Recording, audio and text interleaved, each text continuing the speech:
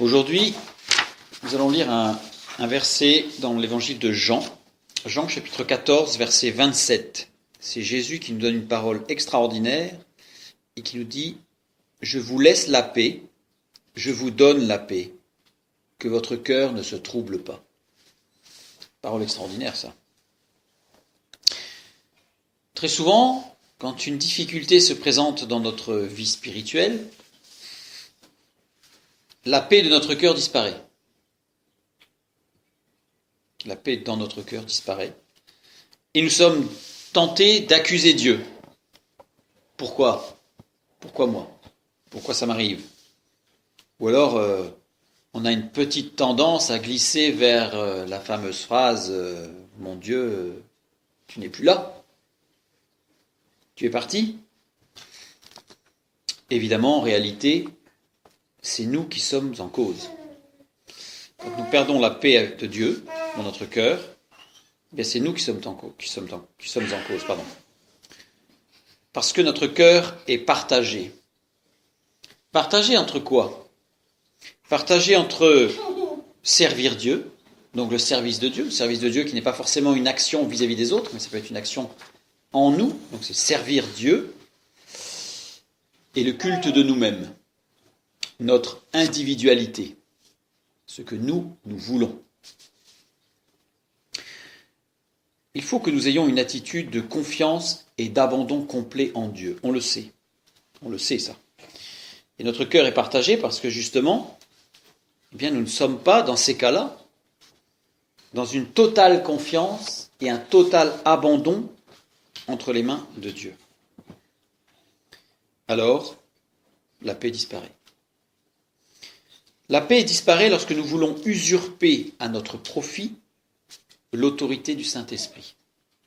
Qu'il se passe quelque chose, Dieu est souverain, on le sait, rien ne lui échappe, et cependant, on va avoir une tendance à manifester certains sentiments comme de la colère ou de l'impatience, une déprime vis-à-vis de Dieu. Dieu, il bouge pas. Donc à ce moment-là, nous perdons la paix. Ça, on l'a plusieurs fois, même. Je pense qu'on l'a tous expérimenté, de perdre cette paix intérieure.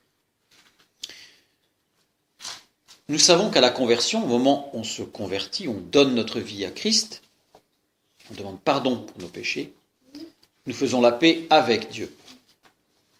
C'est pour ça que Jésus nous dit « Je vous laisse la paix ». Quand quelqu'un nous laisse quelque chose, c'est à nous de le prendre. Si quelqu'un nous dit « Je te laisse ma voiture », elle est là.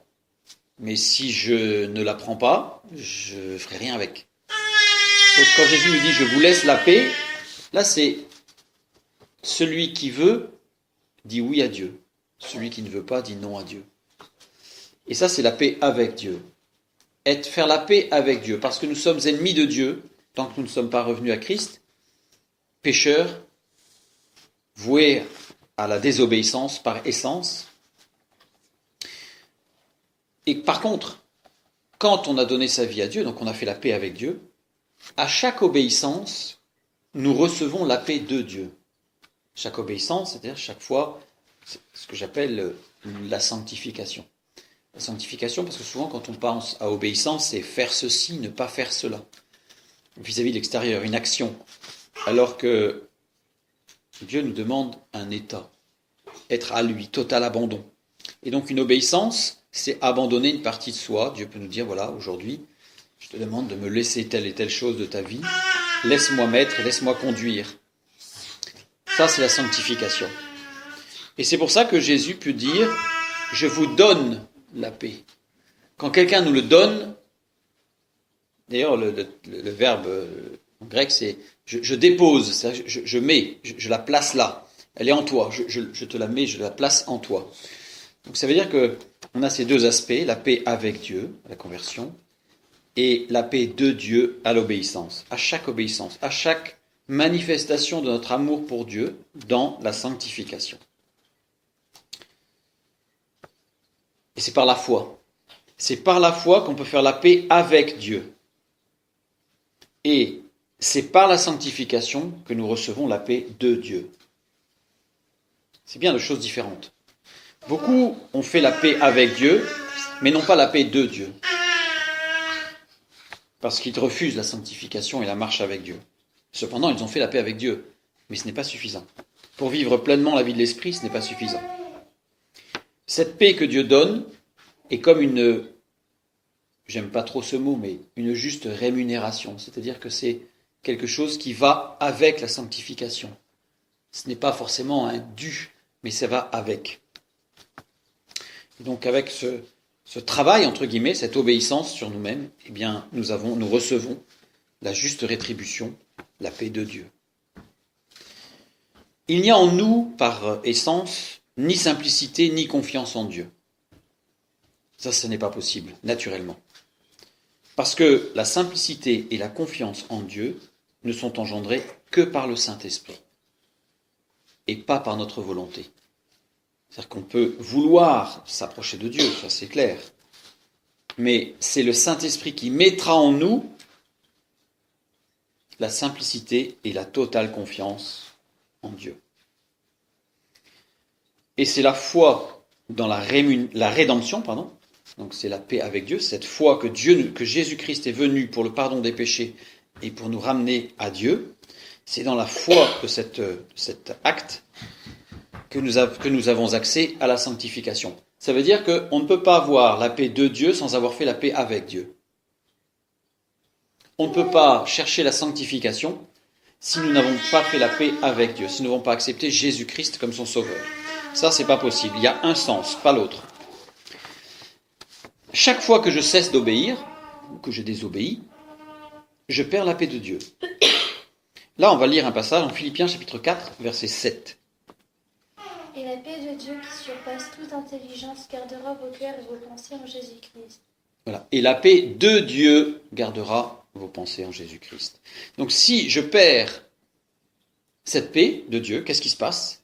Je ne suis plus protégé dans mes pensées, et alors les doutes me gagnent. Et il commence à y avoir le doute. Dieu a-t-il réellement dit ?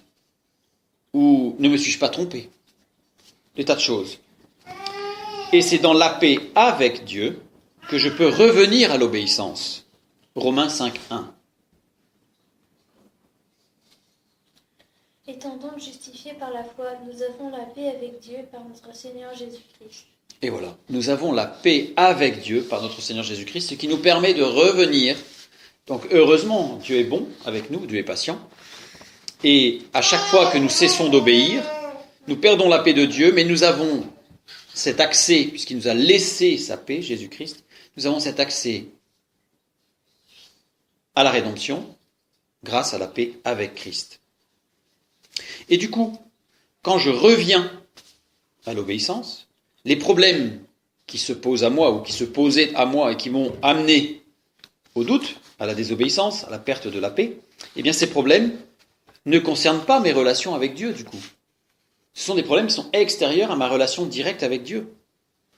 Et ces problèmes, au lieu de m'éloigner de Dieu, vont au contraire tenir notre esprit en éveil et en le rendant attentif aux merveilles de la révélation divine.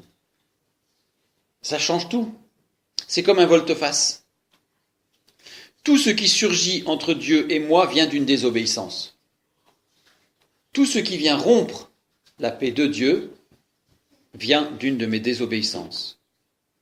Mais tous les problèmes qui jalonnent le chemin de l'obéissance, tout au long de notre vie avec Dieu, vont faire grandir notre émerveillement. Ça va nous faire grandir en fait, en Dieu. Parce que par la foi, pour avoir fait la paix avec Dieu, mais par la foi, je sais que Dieu connaît les réponses à mes problèmes. Toutes les réponses sont connues de Dieu. Et par la foi, je sais que je ne tarderai pas à voir des solutions qu'il a préparées d'avance. Et là, on va lire Éphésiens chapitre 2 au verset 10. Car nous sommes son ouvrage, ayant été créés en Jésus-Christ pour de bonnes œuvres que Dieu a préparées d'avance afin que nous les pratiquions. Et voilà. Dieu a préparé de bonnes œuvres par avance. Et l'obéissance, c'est saisir ce qu'il a préparé par avance. C'est-à-dire que dans son omniscience et dans sa toute-puissance, il a préparé par avance les solutions à nos problèmes. Et nos problèmes ont déjà des solutions en Dieu. Donc, gardons à l'esprit que nous avons fait la paix avec Dieu et cherchons vraiment à ce qu'autour de nous, le maximum puisse faire la paix avec Dieu, mais surtout dans notre marche, cherchons à connaître la paix de Dieu, celle qui vient de l'obéissance intérieure, et alors nous pourrons vivre pleinement. Je vous laisse la paix, donc celle-là on l'a saisie, je vous donne la paix, que votre